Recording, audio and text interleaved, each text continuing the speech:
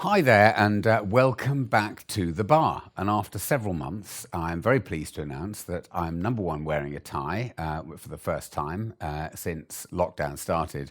But number two, I'm actually in the office, which is great. So I'm actually in my bar, and it's very, very good to be here. And hopefully, it's not too many months before I can be here on a more regular basis.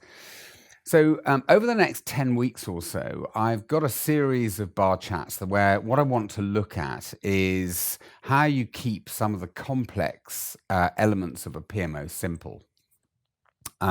Because actually, simple is good and simple is generally more manageable as well. And if we sort of just go back in time to the beginning of PMO, when PMO was sort of formed and initially started sort of being thought about, it actually goes back to the US Army, US Air Force in the 1930s, where they actually formed a project office in order to coordinate their projects.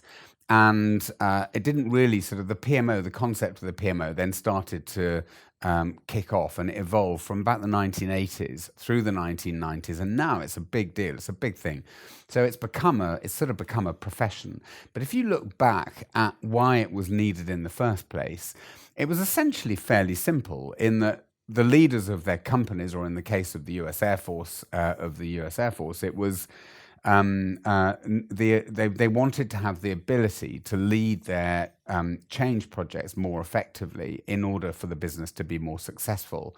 And that meant sort of various things. It meant we needed to be better at how we deliver projects. We need to have better visibility as leaders of the US Air Force as to how our projects are delivering and what's happening. We need to be better at benefit realization. We need more predictability in our organization over the key things we've promised to deliver or are essential to deliver.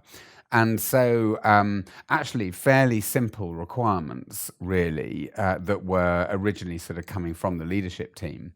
And over the sort of period that the PMO has evolved as a function and as a profession since the 1980s and 90s, I think there's a danger that sometimes I've gone into PMOs where that message, that fairly simple set of requirements from the executive, has actually changed and it's become almost too complicated. The PMO in some situations has overcomplicated process, methodology, ways of doing things, reporting, etc. And sometimes I think it's good to just remind ourselves what the basic minimum requirement was from the leadership of the business or the organization, and just reflect in the mirror and say, is that what we're doing? Or have we created something which is more complicated than that and doesn't really align with the maturity and the capability of our organization?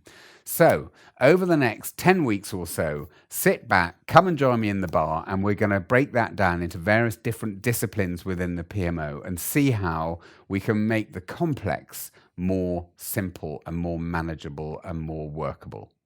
Join me. See you soon.